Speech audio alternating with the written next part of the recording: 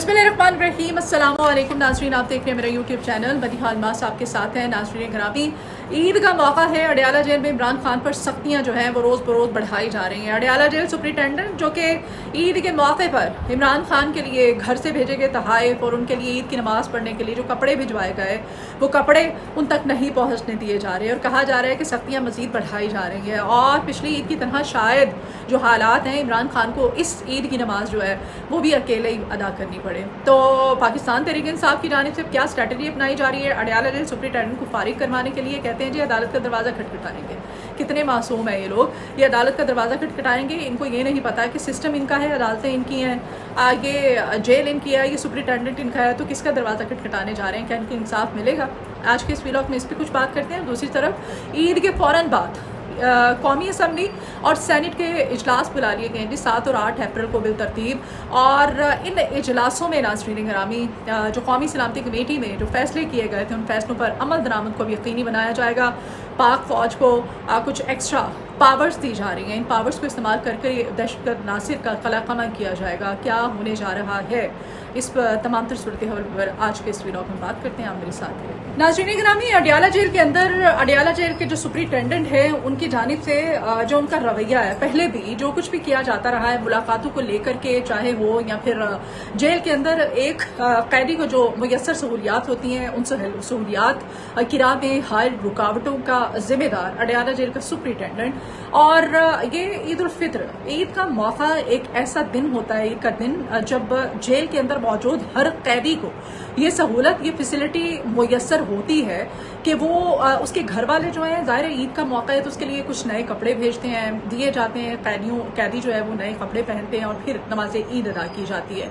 लेकिन इमरान खान के लिए घर वालों की तरफ से और दोस्तों की तरफ से इस ईद पर जो तहाइफ भिजवाए जाने हैं, यानी कि 4 शलवार कमीज हैं, जोड़े हैं शलवार कमीज के और एक चप्पल है, ये जो तहाइफ हैं घर वालों की तरफ से और दोस्तों की तरफ से इमरान खान तक पहुंच नहीं दिए जा रहे हैं। इमरान खान की जो गुज़श्ता ईद थी वो भी अकेले उन्होंने अदा की थी अपनी केबिन के अंदर,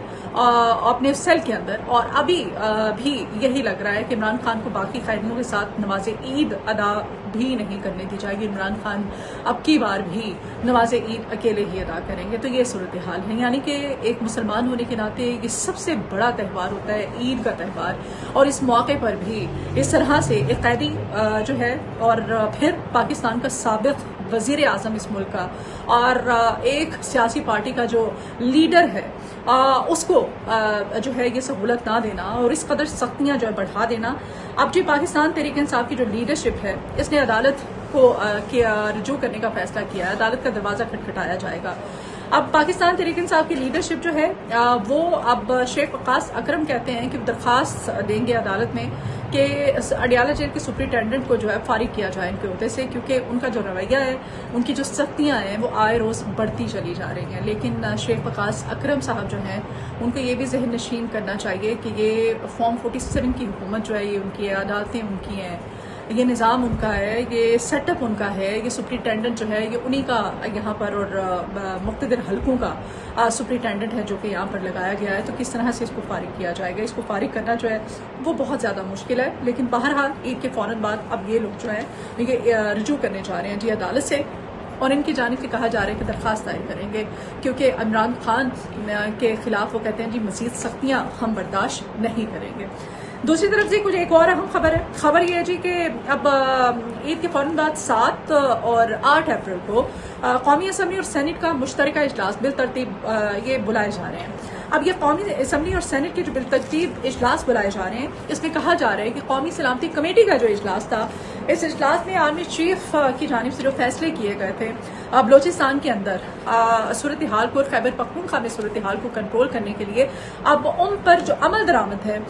उसको किस तरह से मुमकिन बनाया जाएगा और क्या किया जा रहा है। यानी कि क्या अब ग्रैंड ऑपरेशन बलोचिस्तान में क्या कोई शुरू होने जा रहा है? और क्योंकि खैबर पख्तूनख्वा में सूरत हाल तो ये है कि वहाँ पर अली अमीन गंडापुर साहब ने पहले इनको कह दिया, उन्होंने कहा कि किसी किस्म का कोई ऑपरेशन जो है ना तो उसके हक में है ना ही होने देंगे। انہوں نے ان کو سختی سے کہہ دیا ہے، جبکہ بلوچستان کی صورتحال وہ جوں کی توں ہے۔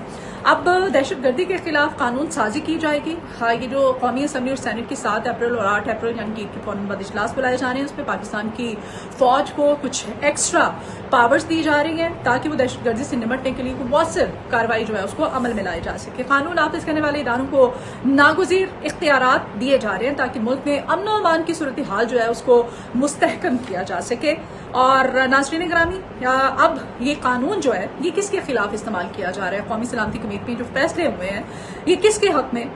ہوگا؟ کیونکہ یہ تمام تر صورتحال ہے، وہ قوانین بنائے جائیں، وہ کچھ ہونا چاہیے، چونکہ یہ ریاست اس وقت یہ جو حکومت ہے 47 کی، کل کو ان کی جگہ جو ہے وہ اپوزیشن کی ہے، اور اپوزیشن جو ہے حالات بدلتے ہیں اور یہ ہمیشہ برسر اقتدار رہنے والے نہیں ہیں، کیونکہ اگر آپ قوانین میں تبدیلیاں کرتے ہیں، قوانین جو اپنی مرضی کے بناتے ہیں یا پھر ان کو کچھ شخصیات کے خلاف استعمال کرتے ہیں تو شخصیات اور عہدے جو ہیں نا وہ بدلتے رہتے ہیں۔ کل آپ کو آپ کی جگہ بھی بدلنے والی ہے، اور آپ کو اس حد تک ان اداروں کا، ان مقتدر حلقوں کا ساتھ دینا چاہیے، ان کی ہاں میں ہاں ملانی چاہیے اور گردن ہلانی چاہیے، ان کے ہر حکم پر اپنا سر تسلیم خم کرنا چاہیے کہ کل کو آپ بھی ان تمام تر سنگین اس کے نتائج جو ہیں وہ بھگتنا پڑ سکتے ہیں، چاہے وہ 26 آئینی ترمیم جیسے قوانین ہو، چاہے وہ پیکا ایکٹ جیسا کالا قانون ہو۔ کل کو آپ نے جب ہٹنا ہے یہاں سے تو وقت ہمیشہ ایک سا نہیں رہتا، تو یہ تمام تر قوانین جو ہے یہ آپ کے خلاف بھی استعمال ہوں گے، تو آپ کو سوچ سمجھ کر ہی یہ جو اجلاس ہونے جا رہے ہیں ان اجلاسوں میں ان کی ہاں میں ہاں ملانی ہے اور کیا کرنا ہے، کیونکہ بلوچستان ہو چاہے خیبر پختونخوا ہو، ان کے جو عوام ہیں ان کے حقوق کی جو محرومیاں ہیں، ان کے محرومیوں کے ازالے جو ہیں ان پر بھی آپ کو کام کرنا چاہیے، یہ آپ کی ذمہ داری ہے۔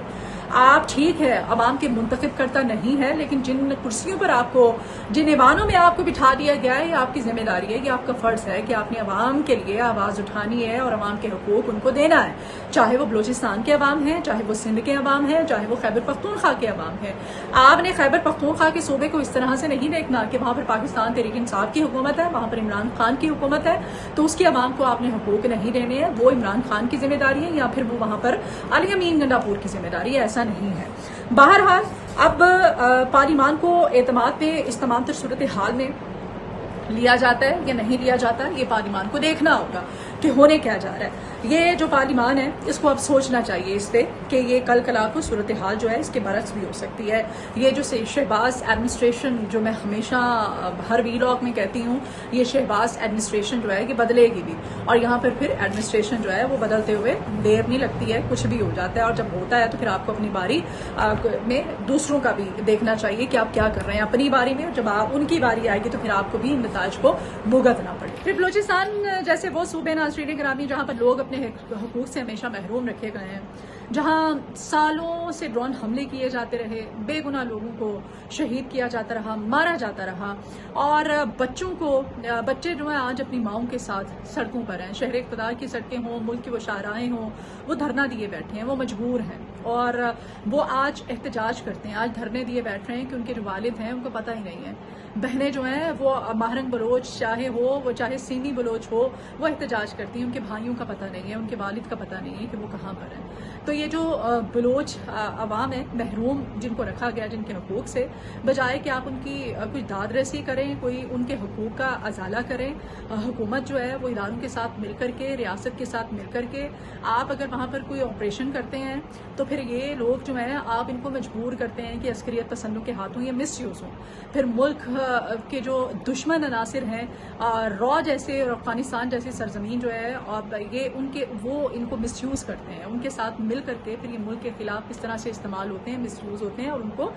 یہ فارم 47 جیسی حکومتیں جو ہیں وہ اس طرح کے حالات پیدا کرتے ہیں۔ پاکستان کی سالمیت کے ساتھ کھیلنے والے عناصر کے ہاتھوں پھر یہ بلیک میل ہوتے ہیں، اور پھر ان کے ہاتھوں اس طرح سے استعمال ہوتے ہیں کہ پاکستان میں دہشت گردانہ کارروائیاں جو ہیں وہ کی جاتی ہیں۔ ناظرین گرامی، ہم صرف اگر 26 نومبر سے آنورڈ جائزہ لیں تو پاکستان تحریک انصاف کے جو کارکنان ہیں جو کہ کسی بھی دہشت گردانہ سرگرمی میں ملوث نہیں ہیں، اگر صرف ان کی گرفتاریوں کی بات کریں تو وہ 5500 سے زائد اب تک ہو چکی ہے، یعنی کہ 5500 سے زائد پاکستان تحریک انصاف کے کارکنان کو مختلف جگہوں سے گرفتار کیا گیا ہے۔ تو اگر آپ بلوچستان اور خیبر پختونخوا میں دیکھیں، ان ناراض لوگوں کو دیکھیں، ان ناراض پاکستانیوں کو دیکھیں تو ان کی تعداد کتنی بنتی ہے، اور پھر جب وہ دھرنا دیتے ہیں، احتجاج کرتے ہیں تو آپ ان کو گرفتار کرتے ہیں، ان پر شیلنگ کرتے ہیں، ان پر تشدد کرتے ہیں، ان کی بے حرمتی کرتے ہیں، تو ایسا کب تک چلے گا؟ بہرحال ناظرین گرامی، خیبر پختونخوا کے عوام جو ہیں وہ بھی سفر کر رہے ہیں، جیسے کہ میں نے پہلے بھی کہا کہ وہاں پر پاکستان تحریک انصاف کی حکومت ہے۔ بی این پی کی جانب سے بھی بی این پی نے جو پرامن احتجاج کی کال دی تھی، اداروں کو اس پر بھی تشویش ہے۔ اب کل بی این پی کے جو ان کا لانگ مارچ ہے، جیسے لانگ مارچ ان کا شروع ہوا اختر مینگل صاحب کی سربراہی میں، وہاں پر ان کو ٹارگٹ کیا گیا، اور وہاں پر ظاہر ملک دشمن عناصر نے ان کو ٹارگٹ کیا ہے، خود کش بمبار نے جس طرح سے حملہ کیا، اس حملے کے بعد جو ان کا ہونے والا نقصان ہے، اس کے بعد پھر وہاں پر ایک طرف ان پر دھماکے کیے جا رہے ہیں اور دوسری طرف سے ریاست ان پر شیلنگ کر رہی ہے ان کو منتشر کرنے کے لیے۔ یعنی کہ اگر وہ پرامن احتجاج کر رہے ہیں، جس طرح سے ان کا احتجاج جیسے جمعے کے روز شروع ہوا تھا، اور یہ شروع ہوا تھا خزدار، قلات اور مستون سے ہوتا ہوا یہ احتجاج، پھر جو ہے یہ لک پاس بھی کراس کر چکا ہے، اور کئی بہت زیادہ آگے لک پاس سے خیر اب تو یہ لانگ مارچ جو ہے یہ آ چکا ہے۔ لیکن اگر ایک طرف ان پر خودکش جو ملک دشمن عناصر ہے وہ خودکش دھماکے کریں گے، ریاست ان پر شیلنگ کرے گی، تو پھر یہ جو ہے یہ اس طرح سے صورتحال کنٹرول نہیں ہوگی بلکہ صورتحال مزید خراب ہوگی۔ ناظرین گرامی، یہ جو دیگر سیاسی جماعتیں ہیں ان کو بھی یہاں پر سوچنا ہوگا کہ وہ کیا کردار ادا کر رہی ہیں۔ جے یو آئی پی نے یہاں پر صرف مذمت کی ہے، مذمت کرنے سے کیا ہوتا ہے؟ کیا ان کے حقوق کا ازالہ ہو جائے گا؟ یہاں پر یہ سوچنے کی بات ہے، تو سوچنا چاہیے۔ بینگ اے پاکستانی، یہ ہم سب کا فرض ہے کہ ہم بھی سوچیں اور یہاں پر آواز بلند کریں۔ یہ صرف سوشل میڈیا کا پلیٹ فارم نہیں ہے، بلکہ جہاں پر بھی آپ کو موقع ملے آپ آواز بلند کرنی چاہیے، اپنے ان ناراض اور محروم جو ہمارے پاکستانی بہن بھائی ہیں ان کے حقوق کے لیے۔ اجازت دیجیے، آپ کی فیڈ بیک کی ضرورت ہے، آپ سے ریکویسٹ ہے کہ آپ میرے چینل کو سبسکرائب کیجیے گا، اپنی دعاؤں میں مجھے یاد رکھیے گا، اپنا بہت خیال رکھیے، اللہ حافظ۔